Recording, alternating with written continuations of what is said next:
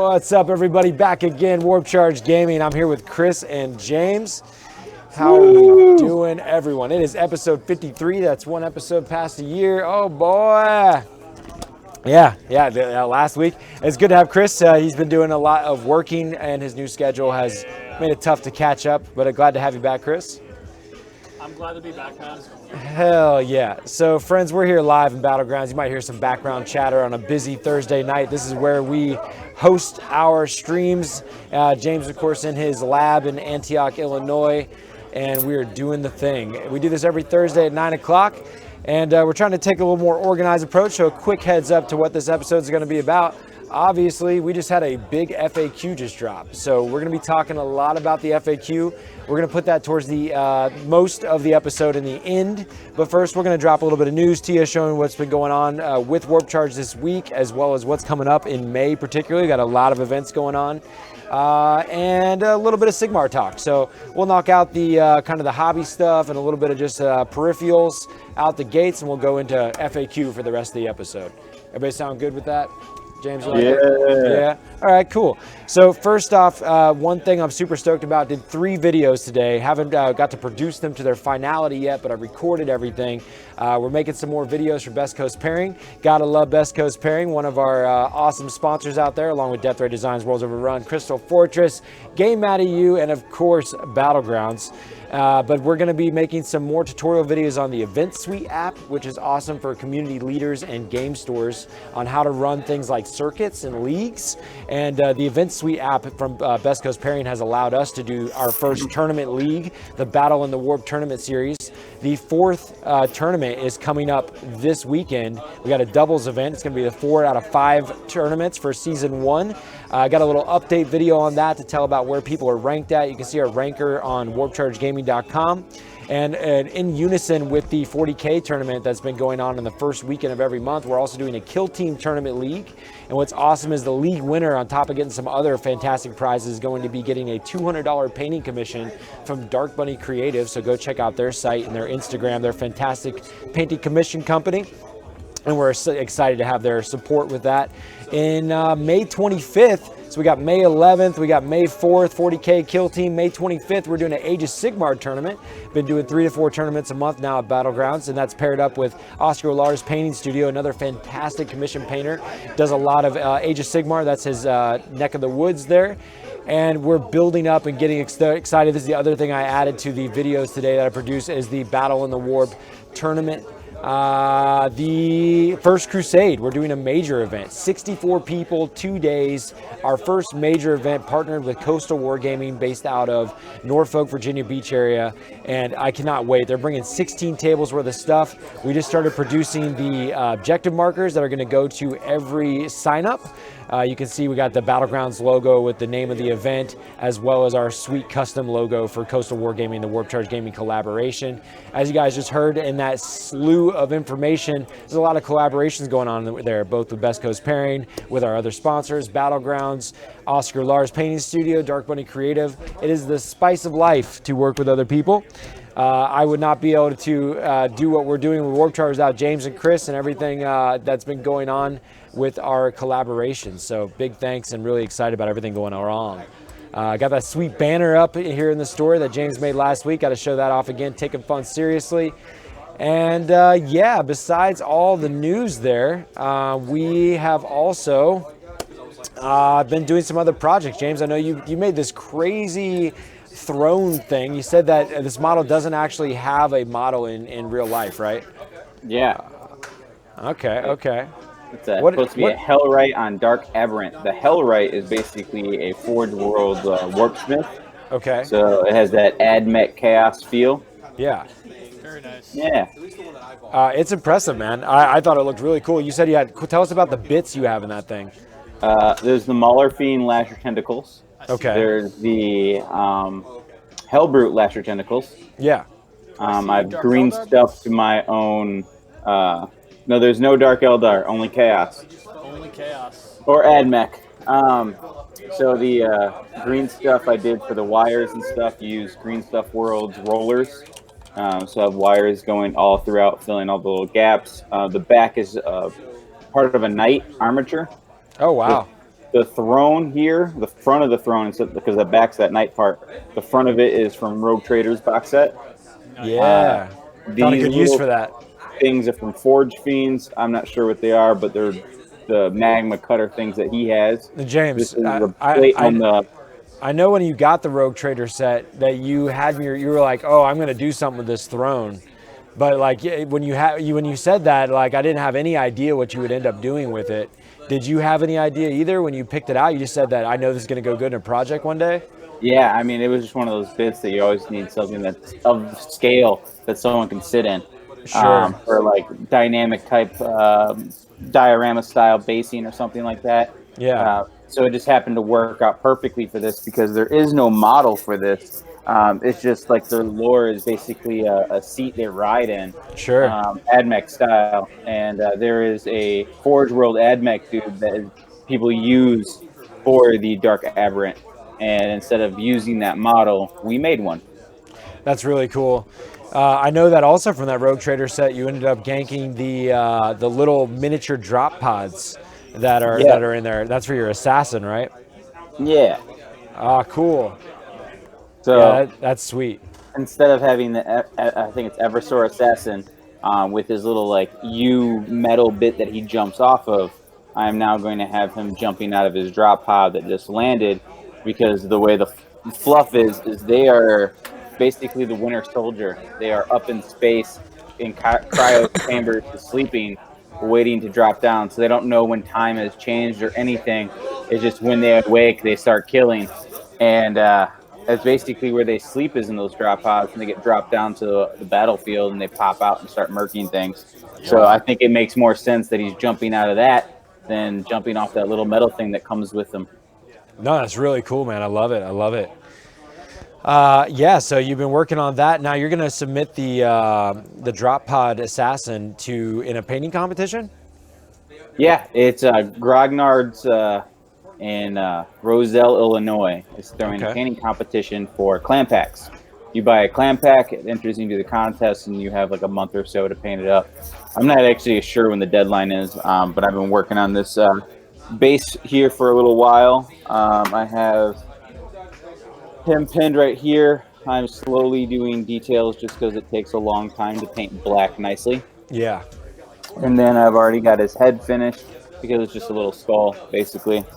I do need to do his backpack and sword still. But yeah, I'm getting there. Impressive, man. Yeah, I'm really excited to see that final outcome on that guy. Yeah, it's real crazy though, because like I'm working on this like super slow while things are painting, and then I've built like 3 more lords. I just built 2 Lord Discordants today. I built a Helldrake this week. I've just been building like crazy to get my list together for a GT coming May 18th at Cataclysm Games in basically Rockford. And I need to get together because the FAQ just dropped. They're using the FAQ, so my whole list changed. Yeah, you know, that was interesting. For the doubles tournament we got coming up this weekend, we had to make a fast decision about letting the FAQ in or not. I actually threw up a poll on the event page, and we immediately had about 20 responses. I was really surprised by how quickly it went down. But yeah, these cats wanted to have the FAQ. There was only one person that didn't want the FAQ, and they were an Eldar player. You know, Eldar, well, you know, Eldar got hit hard in the team format. You know, because they used to be able to be so powerful as allies by providing doom and conceal reveal and jinx. All those things were super powerful, but now the only ones that are affected by it is the Asherani or the Eldari. Yeah. So or not even Eldari though, Asherani, the craft world straight up, right? Yeah, basically craft world straight up. What's really funny about team tournaments and like stuff being overpowered or getting nerfed, I ran Scarbrand with orcs. And you can still do that now. Our entire list is completely still legal. And we won our tournament, me and Mark Robles. Yeah, that was something that went down this past weekend, huh? You got a tournament win. Yeah. We that had to feel good, man. That's what we talked about last week's episode, where you took Scarbrand with a bunch of orcs, and you basically took chaos characters. Dude. Okay, so I have a little story time. Story time. All right. My first game, never used the mass possession, never used Scarbrand. I literally painted him, played him, put him on eBay, and he sold within a day. Yeah. So like, I literally just used him for this event, and it was just to clown around with orcs because team tournaments are fun when you have this extra dynamic. Yeah. But game one, orcs coming in, I need to summon Scarbrand. I perils trying to summon him, and then I perils again going Super Saiyan. Oh, And the wow. third time again, I perils, got it off, but I killed my Master of Possession. He literally did nothing but die to perils and finally get off Scarbrand. Well, you know, if you get perils though, you don't. The cast is not successful. If you die from perils. I got the summon off in the movement phase. Okay. And then in the psychic phase, I think I just try to go Super Saiyan again just for shits and giggles. Yeah. And he perils and dies. I actually perilled 5 times out of 8 in that game. Wow, way to go. Impressive. Yeah, no, super impressive. Psychic powers do not go well with Khorne, and we were really just running all Khorne besides the Master of Possession, so it was kind of just blasphemy. And then he only just charged into a unit that didn't even need to die, just to like pile into something else and like keep it there. Yeah. But then a Wraith Knight came up and just smacked him and killed him right away. Oh wow. So Well, that did was you my did first you game. did you at least get one big bonus to the orc attacks or what? Yeah. No, every game we at least got one unit to have the bonus of 5 attacks.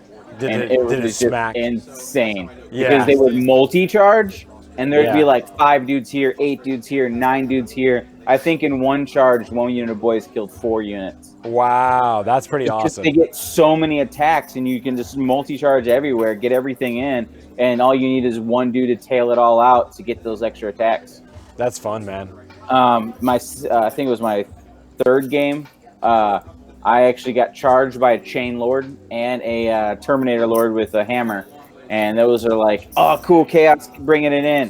And Scarbrand lived down to 4 wounds after getting beat by the Chain Lord, and then he just split his attacks and killed both characters, and then piled into a tank and just kept everything tied up where they had nothing to shoot.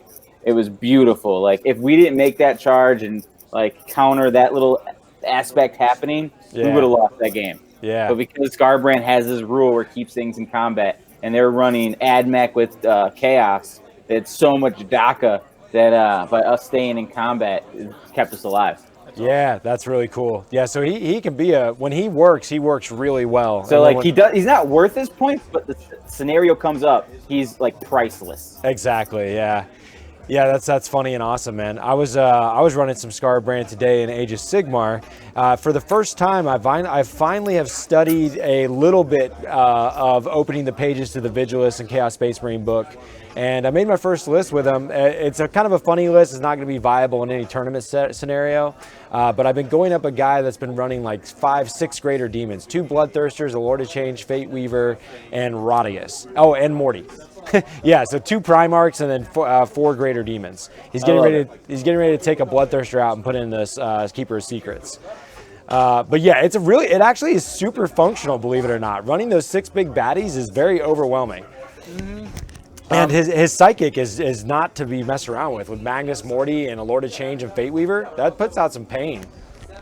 Yeah, no, I dig it. It's really a matchup type game, though. 'Cause, I mean, Yeah. if someone's rocking a bunch of las cannons, bye-bye to that entire list. Yeah, and of course there's good invuls too, but But if there's a horde and it's like it only has 1 or 2 units of shooting, you are just going to wreck people with that kind of list. It's surprisingly Rex face. So I put together a list to fight him with it, and it looks like this, and it's utilizing the new stuff. So in this list, I got some proxies in there for the models, but I'm taking 2 Dark Apostles, 1 with the Soul Terror Portent that gives +1 to wounds for your melee attacks, and then the Warp Sight Plea that gives +1 to hit for your range attacks. So I'm going to try to stay back behind this smite wall here of the 30 brimstones, and behind that wall just reduce as many wounds as I can off of his Primarchs with the Lord of Skulls and the Brass Scorpion, giving him +1 to hit, +1 to wound. Usually you can't target a Brass Scorpion with powers, but because you're actually, these are prayers, and the prayers are aura effects, you're good there anyways. But I'm also taking the Master of Possession to do Cursed Earth and get +1 invuln, but because of an aura effect, I'm not targeting the Brass Scorpion, so I'm getting to get that benefit. And then also I can choose to go Infernal Power to do reroll hits into wounds on 1s and 6s. So pretty sweet. You can also do the other, if I don't want to do the +1 to range attacks, and I can do reroll hits in the fight phase from the Dark Apostle. So I'm loving the idea of giving +1 invuln, reroll hit rolls of 1s and 6s to wound, reroll all your hits in the fight phase, +1 to wound on your melee weapons. That gets to be real gross. I'll start to be 2s to wound on these greater demons, and then I'm taking a Warpsmith to heal back D3 wounds, as well as make him the commander, or give him the warlord trait to be able to give +2 movement to my guys. Now I did a field commander so that I can take the +2 move as well as give an extra attack. Because my other bit of offense there is that old school Bloodthirster. He's actually going to be a Demon Prince with the Skull Reaver Axe, Titan Slaying Weapon. Give him an extra attack with the Warlord trait there for +1 attack. Changecaster for a free reroll. Take the Disciples to give your 2-up to do your prayers on your Dark Apostles there. So it seems fun. I'll only have like 6 CP that I'll use to do the reroll hits into wounds, the Demon Forge stratagem. I can do 1 CP for advance and charge, which is great on the Brass Scorpion with a 3d6 charge, and then maybe fight again with the Titan Slaying Demon Prince. So I think it'll be pretty fun and effective, and it'll be a nice knockdown drag out against his greater demon list there. So it's gonna be pretty fun. In addition, just to rant off some more hobby stuff, got a bunch of Blood Reavers. You can check them out on the screen there, James. I'm excited about them. They're the cheapest battle line or troop choice I can take in Age of Sigmar. I now have 60 Blood Reavers, so 6 units of 10. That's going to be able to provide a ton of blood tithes. They die super easy. They're great screens while they're there. So easy blood tithes. Yep, little jump up in points real quick. And then just for funsies, because I have it laid out here, I just started Nurgle this week. I made my first Nurgle Age of Sigmar list. I took a tree. Yeah, I got a tree. The super fun thing that you'll appreciate too, James, is the Glotkin, the big guy in the top left. It's 3 mortals. They're 2 brothers riding on their bigger brother there who got heavily mutated. But the funnest thing about this mechanic is that he can cast a psychic power for a warp charge of 7, and he can give a unit of Plague Bearers 2 wounds instead of 1. So that's gross. It's so gross. And so you got double the wound Plague Bearers, and then your Great Unclean One there, he has a bell to give him +2 move. He has the Wither Staff relic, which makes them you have to reroll 6s to hit when you're within 12 of the Great Unclean One. So you basically give these Plague Bearers 2 wounds apiece. You make the opponent, if they want to fight the Plague Bearers, be within 12 inches of the Great Unclean One and make them reroll their 6 to hit. You have the a command ability to turn. You have this cycle of contagion that rotates around a clock. And I have a command ability to make it +1 or -1 on that clock. If you get it to this one particular rotation, it makes them reroll 6s to wound against your army across the whole board. So I make them reroll 6 to hit, reroll 6 to the wound, and they can be up to -2 to hit when you take this Lord of Blights plus the Cloud of Flies that are naturally on the Plague Bearers. So super gross. -2 to hit, 2 wounds, 5 up, feel disgusting. Reroll 6 to hit, reroll 6 to the wound, pretty nasty. The army's fairly boring though, because you basically just walk up on shit and don't die, and then you just continue to stand there. So that's been interesting. I tried that a few times. Much funner list though is the Khorne list. Just imagine all these blood letters now for 60 Blood Reavers. Take all those Blood Reavers, insert them into this list. 3 Bloodthirsters that all get to fight before the enemy. You get to fight twice if you got enough command points to do it. And Blood Crushers dropping mad mortal wounds. And then here's my Tzeentch list. So you can see I got 3 fun demon lists here. I need to get Slaanesh to round it all out. And but it's been a lot of fun, man, playing a lot of demons in Age of Sigmar. So super cool. So before we get into this FAQ, just a couple bits more news. One, get Chris in on the conversation. Chris has been filing his ass off here, or sanding down a ton of pieces. I have finished sanding everything you gave me in the first wave of stuff. Okay. Well, as you can see, there's a giant-ass pyramid you need to do next. This thing stands, what, 22 inches tall?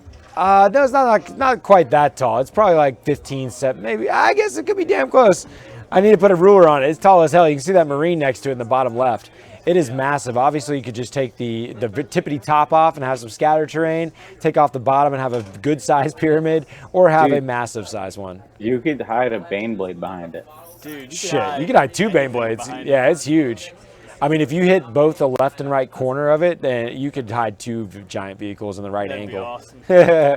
So that thing's massive, and it's going to a giant terrain set. And that's actually, Mike was just saying he was keeping himself entertained at work. Hope you see that thing. And then just, I got to shout this out, man. The Final Frontier, I was mentioning I made 3 videos today. Well, the other video I made is we're finally getting ready to launch the Patreon. The Patreon is live. I put a link up in the chat for anybody that wants to check it out. The sick thing is that we got tons of sweet things to offer to the people that want to support us with the Patreon. Here is the sweet image that James made us for us. You saw the great works of art that James has been making. Well, you can have one yourself. You could be an owner, as we have this beautiful Gilliman painted up and magnetized by James. We've been holding on to this thing for over a year. Since the inception of Warp Charge, we've held on to this model, waiting for a day for a grand reason to give them away. Well, with episode 52 last week, a year into our live talk show, approaching 2 years in October with Warp Charge, grinding it out, trying to make this thing work, we are finally live. Our Patreon's going, and we really want to be able to respect and honor the people that want to support Warp Charge, and we couldn't go live until we had the proper type of structure to be able to give back to our audience. And what that is we're giving away multiple things every month. We have 2 giveaways going on a month, and for the first one, as part of our launch event, any tier that you join our Patreon to, even if you just give us $1 a month, you're going to have a chance to win this Gilliman. And that's as a thank you to everyone, and to give a place of, give a little give back there. Michael doesn't want Girly Man. That's fine. That's fine. He is probably worth a good value to be able to liquidate, or he would make one hell of a dead body to put on your your other boards there. I mean, he's kind of like a Necron, Mike. Yeah, he's kind of like a Necron. Yeah. But if you don't want Gilliman, no worries, because at the same time we're going to give Gilliman away, which is going to be the second weekend of June. June, yes. We will be giving away our usual tiers of giveaways. So if you're a $5 subscription member there, then we're giving away a $50 value, $40 to $60 every month into the second week of the month. And then at the end of the month, we'll be giving $100 to $150 value away. And when I say that, to $150. yeah, it fluctuates, because sometimes we want to go more. Sometimes we're going to keep it at that baseline, to that $50, $100 price range. This is all thanks to Battlegrounds. By being partnered with Battlegrounds, building this relationship over the last year, when we say up to, you get to go on a shopping spree, basically. Battlegrounds will ship to anywhere in the country, and you can just pick whatever you want from one of the largest game stores in Virginia. So that's going to be GW products, that can be Infinity, that could be just paints, anything you want. Every month you can have a chance to win. And out the gates, we're going to have a low, so I'm sure we're not going to have blow up with Patreon subs, as much as that'd be fantastic. There's going to be a high chance of earning some giveaways there. So 2 giveaways a month based on the tier that you're in. The first early adopters here, even at $1, is going to get a chance to get Gilliman. Cannot wait to be able to start doing these on the regular. So on these live talk shows, guys, you're going to hear about us getting excited about each one of these. And on the live talk show is when we're going to announce the winners of each of the giveaways as we go along. So super stoked. George, what you're saying is, all this work of like quitting your job, living at Battlegrounds, basically, because you have like a tent or a sleeping bag in the back. Right. He sleeps under the you table being there for like 12 hours a day, like at least 7 days a week. Yeah.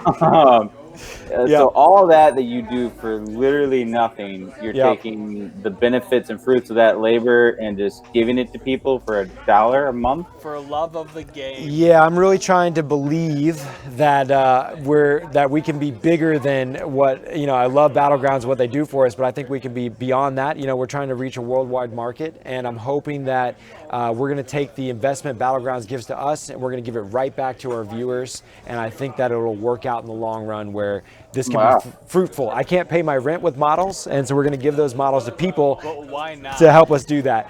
But yeah, guys, I've been full time on this for a long time. James and I, and Chris has been working with us alongside the entire time. I'd love for Chris to be able to join us in a full time level there. That'd be amazing. More content every day. Chris just filmed on Twitch a live bat rep though. Thanks for that, Chris. Hey, I was happy to. Yeah. Yeah, I did a Sigmar bat rep that I'm sure is not going to be near as good of a game as Chris actually went to his full 6 turns. My Age of Sigmar bat rep this morning only went 1 turn. Oh, wow. I got tabled nearly on the turn 1. Dude, they're supposed to not know. It's supposed to be behind a paywall. Well, now that we have a paywall, we gotta create a paywall. But yeah, on the Patreon, we're only going to do early release. You're going to be able to catch content there quicker. We're not going to keep anyone from being able to see anything. Besides that, there is an exclusive Facebook group there where you can be a part of. We're about to order new dice, and that's part of the Patreon. As we closed our Facebook group as well as our Discord, and people are going to be able to part of the decision making that we do on what's coming up next. Like we're about to get 5 new colors of dice. And if one of our people's out there, they can help be the choices that make those colors. And also just to mention, the first 10 people to sign up for our $5 tier are going to get a free set of dice. And every $20 tier gets a set of dice. So just a heads up. Okay, so you're telling me they get custom Chessex dice with their favorite YouTube channel for $5 a set. So like they can go into their favorite game store ever, which maybe Battlegrounds, may not be, but they're going to end up paying like $12 for that same set. Yeah. They get it for $5. Yep. And then they get all the perks of like free Gilliman, all that other stuff. Getting the giveaways, the Facebook group. Also, we're giving them all of our custom. James, you've done an amazing job at custom 3D designs, and we're going to be providing that to all of our Patreon subscribers. I've been trying, dude. You request things, I try to make it happen. It doesn't always happen. It doesn't always happen quick, but sometimes it does. Yeah. No, we got several cool things. I mean, we got what is it? The signage, the billboards that you can print out and put your own custom logos on. You're working on Necron stuff. Well, I got a Necron destroyer base that I've designed. Ooh, custom Necron destroyer base. See, that could be yours for just joining on into the club here. Yeah.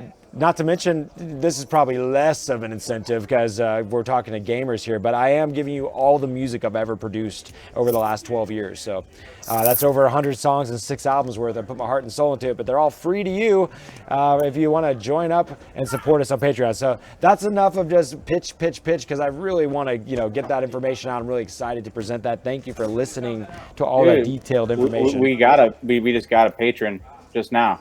Nuh-uh. Because you just did all that. We just got one. So whoever's listening that just patron to us, we think it's me. Wow, and it was a huge hookup. Thank you so much. We are one deep.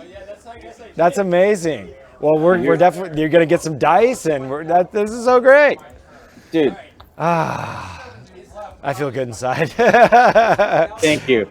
Thank you so much. We really work hard at what we're doing here, and I really could not be more honored and appreciative of any support we can get to keep going strong. So thank you so much. But George, I know we're saying sorry for saying you're pitching, but like this person, I don't know who this person is. I haven't looked into that, but as they heard, like I was hearing, is we're giving you free shit. It's basically you just give us a little bit, and we give you way more. Well, and so I mean, if anyone on the street was like, "Hey, you got $5, because I'm going to give you 10. I'm doing that all day long. I'm going to sit at the street corner and just wait for that person. I'm saying. And you know what else, James? I don't know if I told you this, James, but I put a stretch goal in there that when we reach our first 1,000, we're going to actually order Warp Charge Gaming Casino dice. Wait. Woo, they're expensive as hell. Let me just say. They are. Yeah, they're mad money. They're like $2 a pop. So you're saying that we're not doing the stretch goal of having Connor get a Sean Naden tramp stamp? Oh yeah, we forgot about the Sean Naden tramp stamp from Connor. Connor, if you're out there, help us support our Patreon by offering a tramp stamp. I'll do it. Oh man. Oh, and James will do it? I mean, I was a professional tattoo artist for multiple years. I know it. Tau Dark, you're the man, bro. Thank you so much. Much obliged, man. Well, so this has all been fantastic. We've nice, clean 30 minutes into the news and the Patreon and the stuff we've been building and Sigmar. Yeah. Before we dig too deep into FAQ stuff. Yeah. Just kind of like general Tactica stuff, and James may appreciate that. From the concept I've been tweaking, I've been doing a very, very Psyker Smash heavy army. Yeah. Like Gene Stealer Cult. Well, so Forces of the Hive Mind, excuse me. Yes. It's only 4 Gene Stealer Cult characters, and everything else is Tyranids. Okay. But even this game against Hagen, I have the Warlord trait where if you fail a psychic power, you take D3. Right. I have the Sniper where if he damages you, you take perils. I hate that. He has +2 to wound via a relic. Yeah. and I have 2 stacking sources of -1 to cast. So literally, I think just my Warlord trait did like 9 mortal wounds my last game. Yeah, and this is happening to the characters, the squishy stuff that's hiding behind everything. Yeah. And that, I know I've gotten brutalized with the -2 plus if you fail your power, take D3. That's just brutalizing. So disgusting. I mean, there are armies that are not affected, like Necrons, but... Well, too, if somebody they perils and fail, now they're taking 2d3, right? Yeah. And then if they die from the situation, they're sucking everybody else in too. D3. It's just disgusting. It adds up quick. I mean, I know not that Eldar players are the big bad ones on the block. But, Not anymore, bitches. But like, I see a card, that thing is dead. Yeah, get to the back of the bus. Has anyone? What's the Ynnari nerf? So okay, we should start talking about these FAQs, guys. First off, though, Dude, I'm still salivating by the list that Chris just described. Oh, it's gross. My list would wreck it. Yeah. Because I'm all corn, no little bitty characters, just come in and smash it. I mean, that hurts. I did bring 40 Gene Stealers. Doesn't 20-man matter. squad, 8 2 Khorne Demon Princes this game. But that's not going to happen every game. Yeah. So does anyone know the details on the Ynnari? Because that's coming out in White Dwarf by any time now. But we've seen some leaks, right? I'll give you the breakdown. Yeah, what's up? So basically, in the FAQ, they've already went over that they don't get any of the cool spells. Right. So they have their own spells. I don't know the exact deets on that, but the big thing that's game-changing for them is when they're Ynnari, their Soul Burst has completely changed. It's not like acting again in any phase. Nope. What it is if a unit dies in the combat phase, they get to... Everyone gets swing first. Everyone gets to swing first. And then if you're already getting the rule where you're swinging first, you get +1 to hit. That's it? They don't even have anything if somebody dies from shooting or anything? No, that is Soul Burst, bro. Wow. So I don't quite get it though. So you're saying if, like, let's say the second a unit dies in the fight phase. Yeah. So like, I don't think it's a fight phase. I think it's just any phase. Any phase. Okay. Because I was gonna say, like, if you charged in and all your guys are fighting first anyways, you would just get +1 to hit, is what we're here saying. Yes. Yeah. Okay. Otherwise, you get basically fight first, like Slanesh, Emperor's Children. All of them get. Yeah. But the thing is like, if your opponent's just charging you with 1 unit, you still don't get to fight first. Yeah. Because the rule takes over, then you alternate back and Turn forth. precedence. Wow. So, that is quite. I don't think I've heard enough tears from Connor yet. Speaking. The thing is the heat of the units still do things. Now they got their own stratagems. Now they got their own psychic powers. So, like, they got other ways of utilizing the army.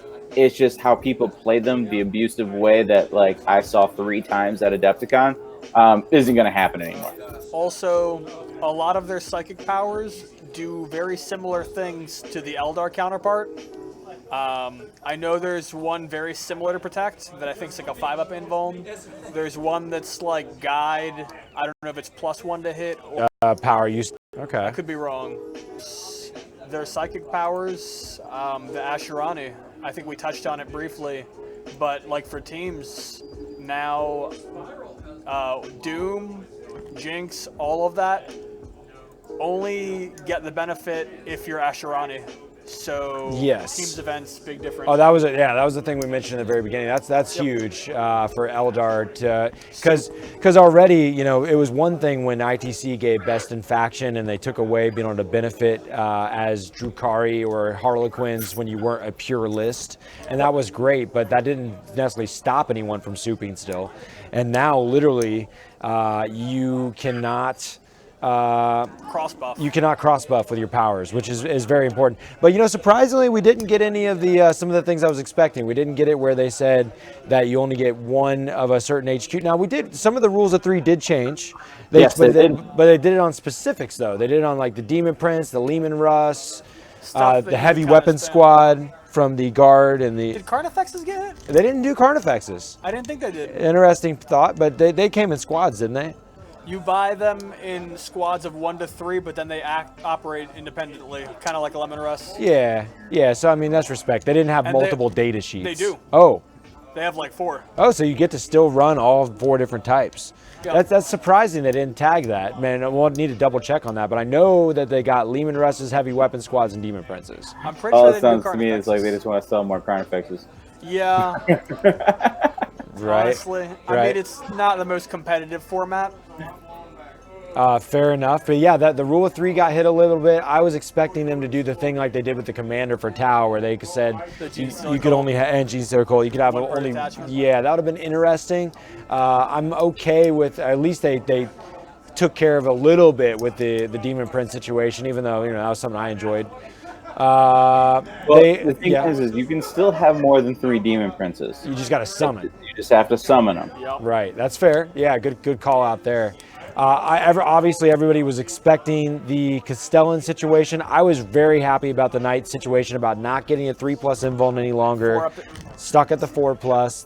They made rotating ion shields a 3 command point situation on Dominus Knight, which I don't think it was that way before. There was a 1/3. It was the exception. Yeah. So they cranked that up. They made it more expensive, and That's then the giant Forge World quad cannon. yeah, Yeah, and then but he's the 100 fact points that- more now too. But the fact that you can only go to a 4-up, they're just taking the relic That's now, and they're not huge. going to use that stratagem ever. That's huge. Yeah, I mean, I'll take that. That was a big deal. I can roll 3-up invuln all day. 4-up is a different story. Yeah, that definitely offers a little bit more killing power there. They also, it was interesting what they did with the Assassins. They took the Assassins to a 2 CP command point. One thing I really enjoyed most about the Happy to see FAQ that. was the language that GW used. It looked like a damn legal contract, man. Like every like FAQ they wrote in the big update, they had like an explanation, almost kind of an apologetic way of like, hey guys, we can't see everything. You broken ass tryhards out there. You made, you figured some stuff out, so we're gonna have to do this. Like the way they explained the assassin thing, they were just like, hey, we realized that this was basically doing, it was like an equal situation. We had to make it cost something. What were you thinking, Chris? So speaking of the legal contract thing, something in the FAQ they put out kind of broke one of the popular Tyranid tricks. Something with the way they changed moving in certain phases. You can't do the Swarm Lord double move and the opportunistic advance double move combined anymore because of the way it's worded. They FAQ Tyranid specifically with that, or No, this just is because of one of the verbiages in the main FAQ. You can't do it now. What were they describing? Just like not being able to move before the It game. has to do with moving as if it is a different phase. Oh, right. That was all very interesting. Yeah, the way that they clarify here it is. All standard rules apply to things that are being done out of phase, as if it were that phase. So things like the Noise Marines, when it says that you get to do something like it's the shooting phase, you still have to completely behave now like it is that phase. Yep. And An Overwatch interesting thing with as well. that is Yeah. they even changed in the FAQ because the Noise Marines didn't say like in the shooting phase. They added that so that Yep. this rule will take precedence. Yeah, they tagged several units and said we're updating these data sheets to be according with the new FAQ, which was funny because one thing I liked about that is they had all these like with the new box that came out, the Wrath of Khorne, they updated the flesh hounds and the blood crushers and whatnot, but the seekers for the Slanesh. But the blood crushers, they just basically updated those data sheets to be portraying the new rule set. But then the blood crushers, they actually modified to give +1 wounds. So now blood crushers are 4 wounds instead of 3. Also, speaking on blood crushers and seekers, characters now get legion traits. Yeah, that was a big one for you too, James. Huh? They took it away from vehicles, right? Well, vehicles never had it. They took bolter rule from vehicles. That's what they took from vehicles. Yeah, But yeah. they gave legion traits to characters. But the thing is all that helped was the Lord Discordant, and then your lords and sorcerers that are riding mounts of like the Slash. Disc, the Seeker, the Juggernaut. Those all got legion traits, and then the Discordant got the legion traits. So you do now have the neg 1 to hit alpha legion Lord Discordant. Nice. Sure. This was weird, James. And I thought this one affected your play style often. I think is that I thought it was kind of like underlying, like easy to pass up, but they said that you cannot fight like it's the fight phase if you're not within 1 inch of an enemy model. Also affects Tyranids. Oh, really? The fight again stratagem? Yeah, the fight again. Yeah, anytime you want to fight, like, yeah. The new FAQ is in the main rulebook errata. Right. And it basically says that it's a question and answer one. It's not like an errata. Right. It basically asks if you have a stratagem that allows you to fight again, you have to be within 1 inch. So the trick I always used to pull is I would fight again, get my 6 inches of movement, and tag something. Not fight it, but tag it so that it had to fall back and then it couldn't shoot. Effectively taking like a tank or something out of action in the shooting phase. I did it all the time. It still doesn't answer the question 100% because now it gave a new question like Berserkers. They don't use a stratagem, they auto fight again. So do they get to activate the second time and not use a stratagem? I think the way it was intended, they don't get to. Yeah, because I think the way they wrote it is, can you select a unit to fight if it's not within 1 inch of an enemy model? Yeah, no, I read it multiple times. It's ambiguous as far as like the fact that the Berserkers auto get to fight again. So I hear you. But they never say anything about they never say anything about a stratagem being used or anything. No, it's just the question is about a stratagem. Is it? They're directly asking about the fight again strategy. Additionally, okay. That really hurts Kraken Tyranids because the big trick with them is you fight, then if you wipe out a unit for 1 command point, instead of piling in, you can take a full movement, but you have to stay 1 inch away, and then you can activate the fight again stratagem. But the take a full movement, you have to be 1 inch away at least from something. Yeah, that does hurt them. And also with the new way they ruled stuff coming in from reserves, they outlined what reserves are with full units and things. And they just basically said you cannot move again regardless unless it's charge, pile, and consolidate. So the trick that people were doing with Gene Stealer Colts of bringing the bikes in from the reserves and then doing their grenade trick and then using the stratagem where they get to move, you now no longer get to do that. Correct. And that hurts that unit so much because it was so costly as it is. Now you're leaving them out in the open, which people love that they can hide them afterwards. Yeah, they're squishy.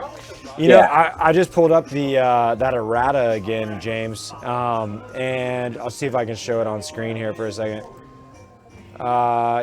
So when using, and this is where I was just thinking, when using an ability or stratagem to fight again in the fight phase or fight as if it were the fight phase, are you able to ignore the rules for who is eligible to fight in the fight phase? For example, a unit that is not within 1 inch of enemy models and did not charge that turn when I use the stratagem can be selected to fight. So what I think is interesting about the Berserker situation is that since you charged, that kind of, to me, you still have a pile in. Yep. You know, well, if you didn't charge, then you have to be within 1 inch to do it. Yeah, I agree. I think I would lean that direction on that ruling. And that's how I'm like leaning, but they're not going to let you activate completely again. There just allows you to then get your extra little movement and then activate. So the key is at least for me of being a very like tactical player as far as that type of strategy is make sure at least one dude is touching and then the rest can peel off as long as you keep coherency. Yep. Yeah. Tau Dark made me sad inside. He said, "Melee is dead. Long live the bolter." Okay. All right. So people think Melee is dead. I have to break down my new list because I'm bringing Helldrakes, bro. Ooh, yeah. Chickens. So with the big FAQ, they opened up something, and again with the lawyers' ruling wording, is they have this giant paragraph, basically just shortened into one sentence. In the charge phase, fly still works except over buildings. Yep. Oh, that was huge. That was a big situation, yeah. So with Helldrakes before with that fly rule, they just basically hit a line and stopped because they're not flyers. Now, another big thing with the FAQ is they added a new keyword, aircraft. Yep. Helldrakes are not aircrafts. Because they don't have a minimum movement. Yeah, so they are not aircraft, so I can basically still screen out people with my base, no problem there. And now I can jump over units getting into sweeter targets. So I'm bringing 2 Helldrakes, and then as you look into Vigilus Ablaze and notice the different specialist attachments, you have the one where it basically helps demon engines. And the Catan, the demon engine. Yeah, it's Soul Forged is the that's the one I was taking, yeah. Yeah, so what it allows you to do is advance and charge stratagem, for and it 1 also CP. gives you a half damage characteristic stratagem, so that you can fight at full health. So you would love to use those on bigger things that have more wounds. So a Catan now can move, advance, and it has a special advance rule where it rolls 2d6. Makes it way better. So it makes that advance way better. Yeah. And then it gets the charge.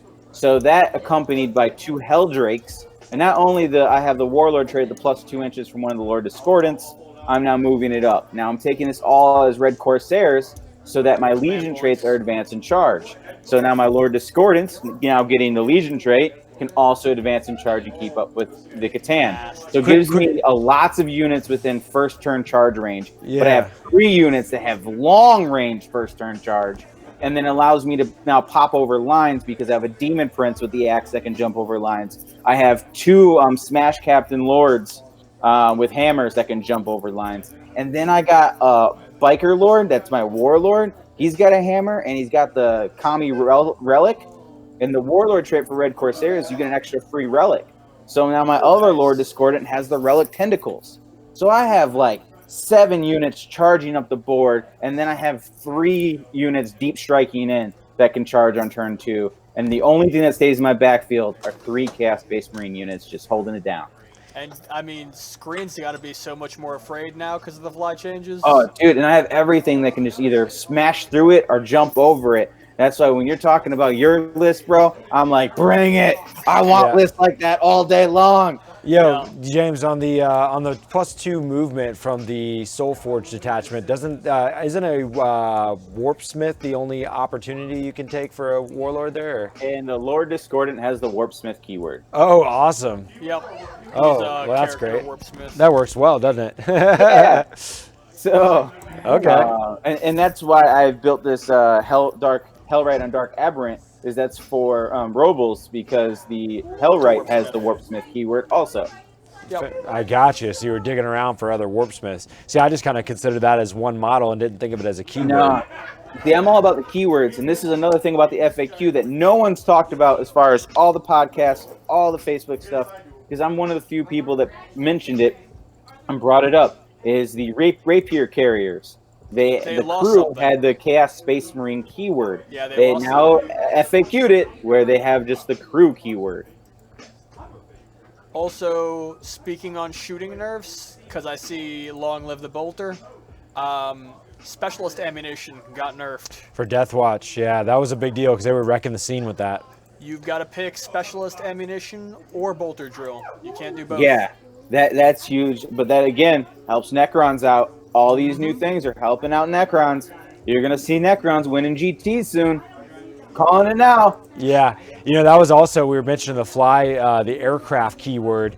That was a big FAQ change. There was a lot of meta breaking going on with the flyer spams, Eldar Lane flyer control. spam. Yeah, people are doing a lot of blocking and screening with flyers. And now you can get within an inch of the base and go under the base as long as you don't end your move within an inch of them. Which is definitely interesting, yeah. It helps, but it doesn't stop it. Yeah. You know what I mean? Because you're talking knight basis size, and then you're talking an inch from it. So you're talking almost 6 inches of circle that you can't end on in your movement. Still tough. So if you don't have like a 8+ inch movement, you're not getting over there, especially if you're like coming up to it, not necessarily already at it trying to get over it. Yeah. I mean, you can still be stopped by all those flyers. So it didn't stop it. Right. But the aircraft rule is definitely going to help things so that if you have Smash Captains, for instance, or you have like Evil Sons Orcs, for instance, because it always would happen to them, especially because they don't have a whole lot of fly keyword things. They don't have Demon Princes or jump packs to pick from besides those one dudes that their backs explode when they advance. Right. Speaking of Necrons getting better, James, and another thing that's a big deal that again gets overlooked because it's in the finer details of the FAQ. But now models can leave the board and come back and still keep the benefits that they were gained. The only time you can't do it is like if you do a Tide of Traders or the Green Tide.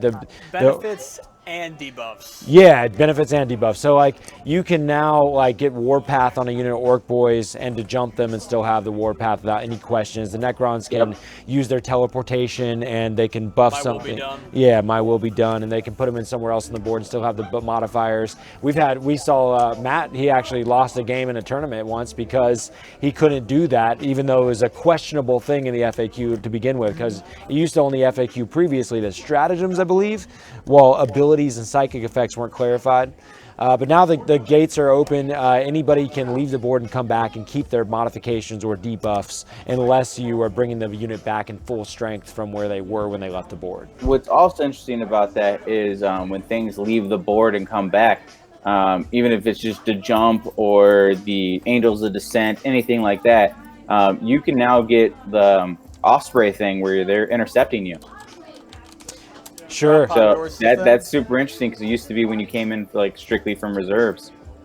I'm interested by Brian Lord's comment here. He says he personally didn't care much for the rules of the drop pod doors. I honestly was very happy for the drop pod rules because even though it's a silly small thing, and just to mention while I'm here, one of the on Shops Closed podcast, I was giving a little trolling.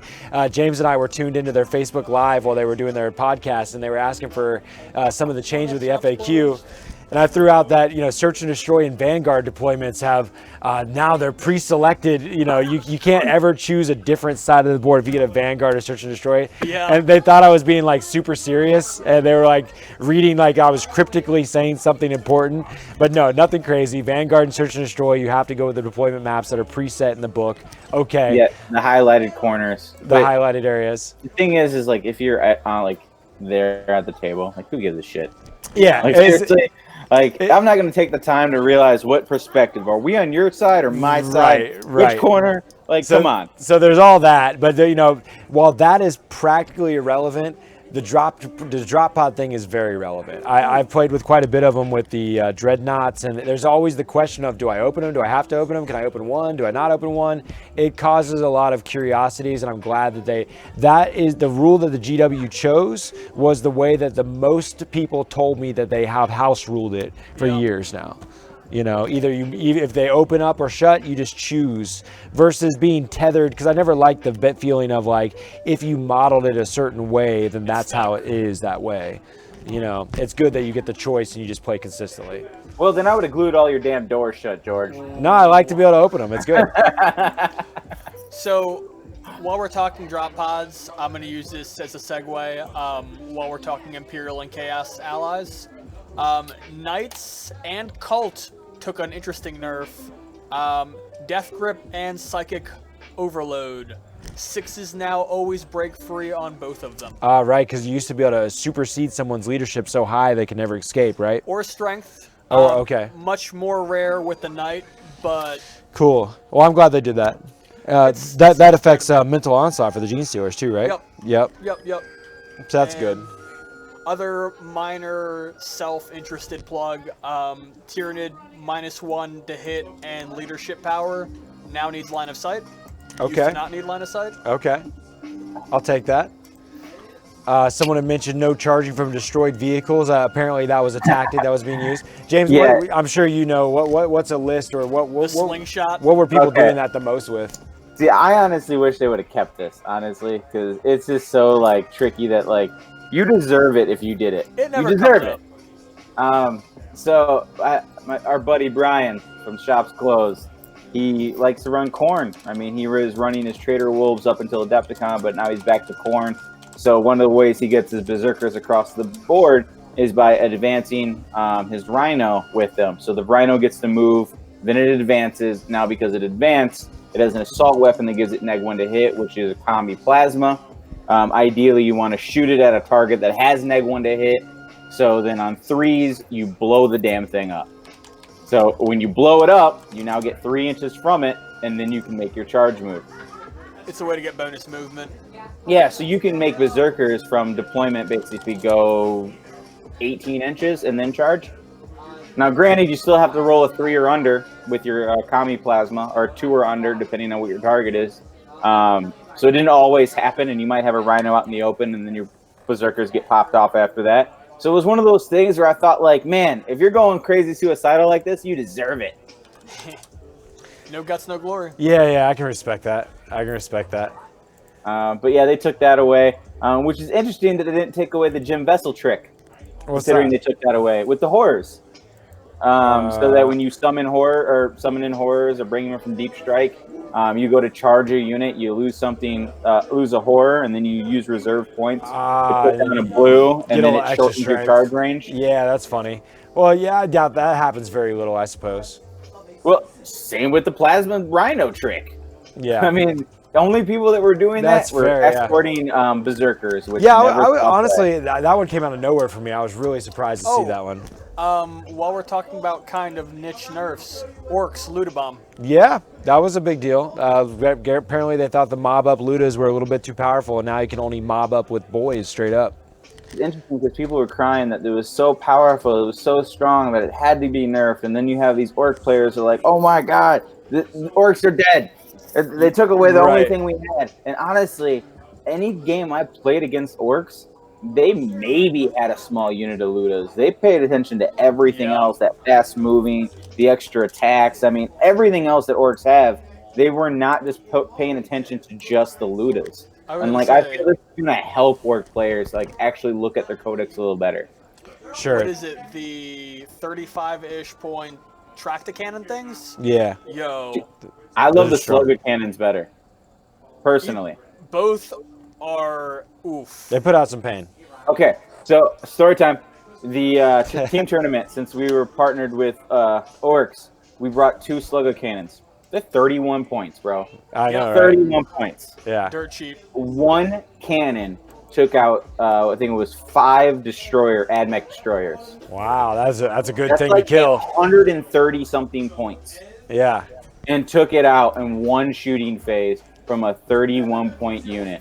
Do they? Like, come on! It's because they have grot shooters, so that 4+ is to hit, right? Yeah, they're 4's to hit. Yeah. But it's what, 3D 3 shots? Yeah. 4 is the hit, and then the way they roll the wound is it's 2 dice versus your toughness. Yep. So it has like a 16% better chance on things. Actually, at Adepticon, somebody who I played was using those and eating my Hive Tyrants. Yeah. Dude, they're so gross for putting out, like, they can take care of high price targets for relatively cheap. Now, granted, they can whiff hard. You can roll 3d3, you roll 3 1s, and then you have 4s to points hit. each. And then you, on toughness 8 things, you have to roll an 8, so you have less than 50% chance. So when you're doing that, you could whiff. And we had them whiff a couple of games, but when we had them work off, like, they're just killing things that are 100-something points from 1 turn of shooting. It's like, wow, these are lovely. And the thing is you can bring them in units of 3 and bring 3 units. Yep. They're so cheap. But they do give up some kill points that way, though, because they count as individual units once they're dropped out. Yeah. Yeah, but when you're playing a tournament like I was, that was chapter approved missions. Oh shit! What do you carry? Awesome. Yeah. And that's the only reason I disliked them in my armies is they gave away points too much in ITC style. Yeah. Plus, you can't do the grot shield and shit on them. You can't do strats on them because of the Gretchen. Yeah, situation. we weren't. None of our strategy was there. Yeah. They were just backfield. Yeah. Stop people from deep striking behind us and taking that huge 48-inch range and popping things from a distance. Yeah, as respect to that. Starbrand and boys move forward. It was awesome. Respect to that. And then just a couple, I got a few on my list here, if we can remember any after this. There's the silliness with the edge of the battlefield was clarified. Apparently they didn't have anything. Another funny, I again just laughed at the wording of GW when they're explaining, like, apparently we didn't have written anywhere you couldn't just walk off the board. And there's nothing saying you can't have anything hanging over the edge. So we're going to go ahead and write this out now, guys. But it was weird because I thought it was going to just be bases. But they straight up say you can't have a wing hanging over an edge. Yeah. Well, okay, so Frontline Gaming actually talked about this briefly because there are forge-drilled units with giant based wings. And certain deployments, regardless of how you have this model, cannot fit in that deployment. Yeah. Possible. A Harridan. So, Manta. Yep. The frontline gaming guys are saying use common sense. Like, dude, let the person play with the damn model. But once after deployment, it can't go off the board. I bet there's going to be some tournaments and some TOs that are going to be like, you know what, it dies. I know, but it's crazy because like you just shouldn't be able to move there and be, you know, like back it up an inch, or also at the same time, most things are measured from the base. You know, if it doesn't say measure from the plane itself and it says measure from the base, it shouldn't matter if the wings hang over. I'll be honest, I'm going to game it. I'm going to definitely put people in situations that when they have to make their pivot and move their minimum distance, that it's going to put their wing over the edge. Yeah. I'm going to game it. And then it's just gone. Well, Like, I'm going to game it. I'm like, sorry, bro, you can't make your minimum distance. You can't make your maximum distance without putting your model over the edge. It's dead. And this is the first edition we've seen, I think, where you can't really move off the board. Because 7th, you could go into ongoing reserves. Older You can editions, run away. Yep. if you ran away off the board, you died. Mm-hmm. Yeah, so it was that and wobbly model. You know, again, they were like, we never expected any of this to even need to be spoken about, but apparently there's some assholes out there that are really abusing the wobbly model rule. Guys, it was just there to say don't break your shit, and you can hide, you can put a little fucking dice up there. It still didn't clarify shit. It didn't clarify shit. It didn't. It's like, so when is it not, like, if it's kind of like the when cock. Can I be a dick? Yeah, it's kind of like the cocked dice. Like if the dice can slide off of it, then it's cocked, you know? Yeah. It's like, so if my model's going to fall, maybe, you know, you got to put it up there first and see it's like the balancing the rocks and shit. Like you get it to stay and you're like, okay, wobbly model. Yeah, no, and the thing is, the frontline gaming also brought this up is because there's so many people that will put a unit with a fairly large base up on a crate, like let's say, for instance, 3 destroyers. 3 destroyers cover full top of a crate. Oh, yeah. Okay? So they're trying to say, like, oh, you can't charge that. But it's like common sense. Like, dude, like if you're going to be that much of a dick, you're not going to have friends to play with, man. You're going to get red carded, you're going to get yellow carded, because now that's a play. Like, Yeah. If it comes up to it, you treat it like a hill. Like, if you're surrounded by the crate, your dudes get to attack. Yeah. Simple as that. But obviously, the height becomes a situation, so you're not going to go as far deep. Just like on a hill. Yeah. Well, just because you guys got me thinking of gross stuff, I'll just give a quick little story time on what happened this morning if you guys want to go back and watch. But I was playing this, the demon list here with the Corn. And dude, I was playing against Legions of Nagash, which is just fucking busted up in Sigmar. Yeah, particularly Nagash. The guy casts 8 powers on a +3 to cast. He gets off whatever the hell he wants. But James, he has this power, dude. So you got to be within 3 inches to even do this power. So it seems like it wouldn't go off very often. And you put a model behind your back. Yeah, exactly. So you have these portals in that game. And you can bring the endless spell of this portal, which lets you cast powers through the portal. Oh no! So I tried my damnedest to screen this portal out of being able to tag my big guys like Scarbrand and my Bloodthirsters, but I didn't take into account how many other mortal wound powers he had to slay my screen before dropping the portal. Through powers through a portal. He fucking cleared all my screens out with his mortal wounds, and then put this portal down. He can only cast 1 power through it. And he sticks his little death grip through there and tags Scarbrand, and he says, "Okay, pick a hand, left or right. If you pick the wrong hand, guess what? It's just gone."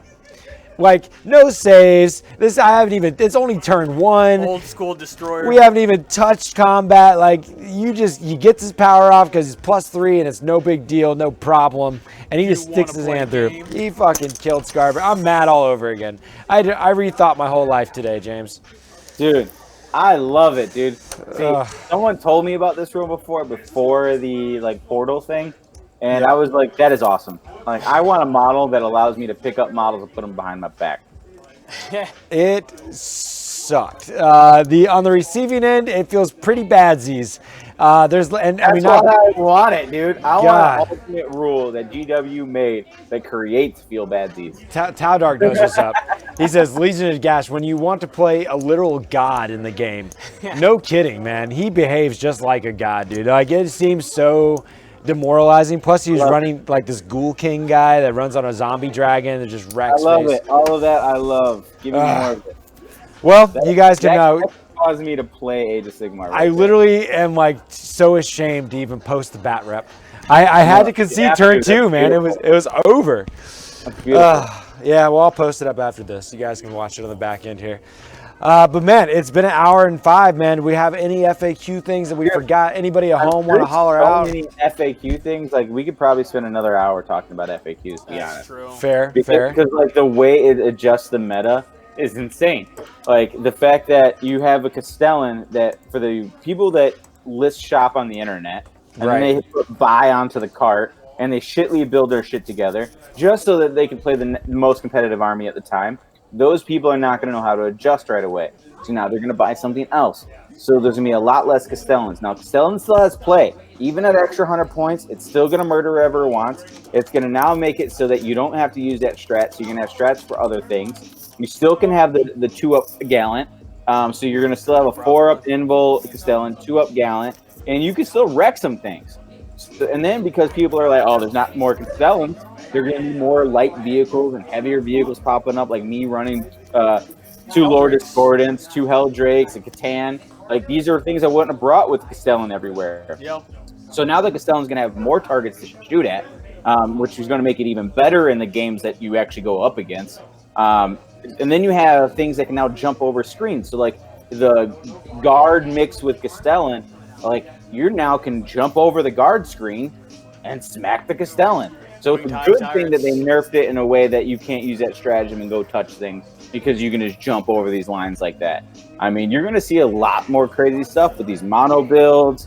Ynnari not being an effect with all the different stuff. Yeah. Your diehard Ynnari players that love the fluff, they were like, no, I always really like Ynnari. They're actually going to exist, and you will see them. Yep. But the people that just threw shit together, you're going to see them abandon it. I guarantee a Tau is going to skyrocket to the top because they still have all their broken stuff. You're going to have a lot less competition for them, and they are going to murk things. Also Necrons. And Necrons, dude, they're getting better and better because of the meta changes, and they always have been pretty good. They've just been lackluster. They've been missing something. And honestly, the meta is what they were missing. They didn't survive in that meta, but the new meta, they have screens, they have quantum shieldings, they have ways to do a 2-up Invul and race. They nerfed all the 2-up Invuls. Grey Knights, they don't get their 2-up Invul now. Yeah, I was sad about Grey Knights, poor bastards. Can still be on an objective, get +1 of their saving throw. Yeah. Because that's the same logic. It doesn't say that they can't have a 3-up Invul because they already stock get it. So it's just +1 to your saving throw. So now they have 2-up Invul still in a meta that won't have a lot of things with 2-up Invuls or ways to get rid of them. So it's just, I'm seeing like Tau being better, Necrons being better, Custodes with all their access to Forge World stuff and all their fly keywords. Yeah. That's going to be amazing. But the top stuff that you're used to seeing of Eldar Flyers, Ynnari spam, Castellan, all that's gone.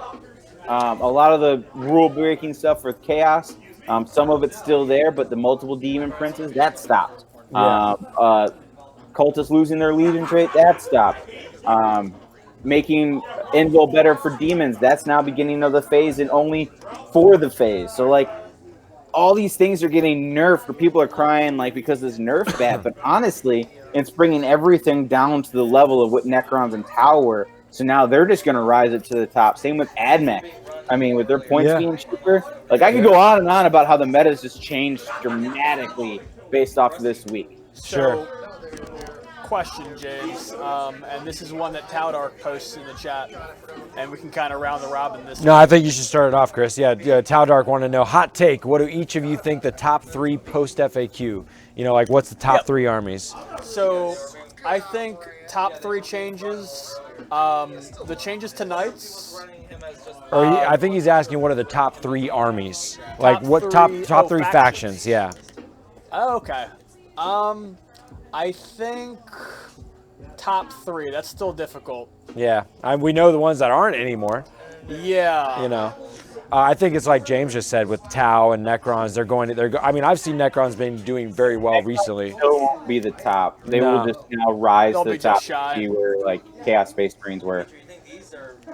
Did Adeptus Astartes get hit very much? Not really with the FAQ. No, but Deathwatch was doing so good. They were going to be the best, but now they just got their hit with the Bolter rules. Because, I mean, that's the big thing is they got all that special ammunition that allowed them to double tap. That was pretty insane. especially with Chaos. other. Yeah, I was gonna keywords. say I don't think we've really seen the full potential of chaos yet in the meta. Like, you know, they've really got a lot of new tools to work with and a lot of variety. Factions are going to make it so that some of the people aren't going to be pulling out the heat. So it's only going to be a couple people like Jim Vessel that are going to be having the super heat, and it's going to still be changing because the combos need to be found, and people are going to be stuck in these like mono faction areas where they're not necessarily going to find the combos. So like I will say Chaos will be the top, just Chaos in general for sure. I definitely think Tau is going to be on the top, and AdMech definitely has me thinking, dude. Like when I saw the DACA they can put out, like those robots, they have to wait till turn 2. Most AdMech players don't necessarily know this, but when they change their canticles, they have to wait till the next turn for it to come into effect. Yep. So turn 2 is when they get their nastiness. But each one of their bots put out 18 shots of just wrecking face. And they'll run units of 5 or 6 of them. And it's just so gross that one unit can do what it can do. And then they have their rangers with their sniper rules popping off characters. They have the plasma destroyers taking out vehicles. Like, there's a lot of scary stuff. What's those new Marines too? Like, do they have like these Phobo Marines or some shit? Like, Phobo armor is Reaver armor, so they're just lighter, stealthier. Yeah. So they have to play with, especially the not being able to deep strike within 12 inches of them. Because obviously you can't make a charge if you're outside of 12 inches. Yeah. So you can screen out with that, but with the fly keyword and things being able to now like move really far with like warp time, gate of infinity, you can now just move over that stuff, you know? Yeah, I still I hold reserves on thinking that we're still going to see a little bit of a rise with Adeptus starting, especially the new assassin rules. And I believe in chaos as well. So I kind of just safely That's where I'm lean. like AdMech, man, because like they still get assassins. Yeah. I basically I think the most like poster childs for GW, the good guys, the Marines in some fashion, and chaos in some fashion. I think. Okay, so who's the top Xenos then? I'm gonna actually. Genestealer Cult, I'd probably still lean toward. Drukhari, you know, as we saw Shadizo mention Drukhari. Cult is good, but I don't see them being like the regular top slot. Like they're gonna sneak in there. I actually think, I know I'm gonna be a little divergent here. I'm gonna say Tau, Chaos, and Necrons, and I'm not sure if Tau or Necrons are gonna be top Xenos. I could say I could agree with a lot of thoughts that James had thought about Tau. They're going to have an increase in player base. They're going to have a rise. They didn't get touched by the FAQ. I could see them being a top list just because I think more people are going to play them. But yeah, Xenos is the toughest one to say, for sure. Mike thinks bugs. Yeah, I do not think bugs, man. I have yet to see an impressive bug list since the multiple hive tyrants. it's been hard for them to crack into the meta. Dude, they cannot survive on a top table. They just can't. It's a good army, but it's just lacking 1 or 2 moving parts. Yeah, no, I agree, and that's how I feel about Chaos Space Marines right now. Is you'll win games, you'll dominate people, you'll give people feel badsies, but you're not going to survive on the top table. Yeah. Steven was mentioning somebody figures out Ynnari. Made me think of the tramp stamp. We need to get Connor again. Dude, someone will figure out Ynnari. I still think Ynnari will be strong, but because of the lack of players that are going to just immediately just vanish from the faction, it's going to take a while before you see the strong really rise from Ynnari. I would have appreciated them giving a little bit of a bonus for going pure. I wish that the FAQ somehow incentivized you to go with all 3 of your detachments being pure, just like the ITC changes to faction scoring went. Well, sounds like you've been playing too much Age of Sigmar, bud. Yeah, probably. That's kind of why I wish they went with the Genestealer Cult character changes across the board. Yeah. Because that would encourage monofaction. I would like to see more of that, yeah. Or more incentive and less just straight restriction. I'd rather there be access and incentive than restriction. I guess in general. And yeah, I think we're gonna see a brand new meta. I mean, everyone kind of thinks that, I think, but oh, dude, I'm excited for the new meta. It's It's a new season. It's a wonderful time to be playing 40K. And you know, that's one of the reasons we went right into adopting these for the doubles tournament this weekend. And guys, it's probably a good time to just kind of round it out. But obviously, May 4th is the 4th tournament of 5 in the tournament league going down, the Battle in the Warp series. Make sure you guys catch us here at Battlegrounds for the major event. Half the tickets are sold, so jump in while you can. Tumby from New Zealand's coming to play. We got maybe even Robles and James from the Chicago area. Out the Coastal Wargamers. Coastal Wargaming, yeah, big shout out to those guys. Events are great as well. They've been selling out like crazy. They got their first GT in May, but already sold out. Hammer. Yeah, Camp Hammer. They're doing events where they play. They do events while camping, which is super cool. That's awesome. They're a real cool bunch of cats, man. Custom terrain. They just finished a raffle army to help their group grow. So if you're interested in some Tyranids, he just painted up a beautiful 1,250 point list that you can get yourself for your Tyranids, you say? Yep, help support Coastal Wargaming. And then of course we launched our Patreon, and I hope that you guys go check it out, watch the intro video, see the rewards that we're offering. Thank you so much, Tau Dark, for being one of our biggest supporters and jumping right in and being our first sub. Can't wait to send you some dice, buddy, and I hope you win this first giveaway on the second week of June when we give away our first giveaway with Gilliman and the first tier giveaway going down then. So super stoked about everything. Guys, it's been a great episode. Thanks for joining me. It was cool seeing Steven Pushell out there. I can't recall seeing him too often. Good having Mike take a break from work and join us on the show. Right. Shadizo, always cool to see you, brother. And who else do we got? Oh, Gordito's free. Always, yeah, jumping in. Got Will C in there. Thank you, everybody, for jumping in. Beautiful model right now. Yeah, and Brian. Hell yeah, Brian Lord jumped in. And yo, if anybody's catching this on the back end and literally watched all the way to hear me say this at this time, if you watch the episode not live and you still tune in, we only get about 60 to 70 people watching the live show. We really consider you guys as our the closest friends we have to our viewers. So, you know, we get a relationship going. We get to loyal circle. Yeah, get to show the real selves and all that. Just holler. I'd love to hear from you in the comments to know that you watch on the back end and maybe how long you've been watching. We're 53 episodes in. How many of those you thought you caught? I just love hearing from everybody out there and getting that kind of information, feedback, data. Episodes. All that stuff. 53 episodes. Next week, episode 54, and you should see some more information coming out about these videos that we're working on right now. I got to get to work on this Kill Team video, Titanicus 3D printed terrain. If you guys need any 3D printed stuff, hit us up, Tabletop Alchemy. But yeah, it's been a great time. Thanks for all you guys do to help us be what we are, and we'll catch you guys next time. Keep taking fun seriously.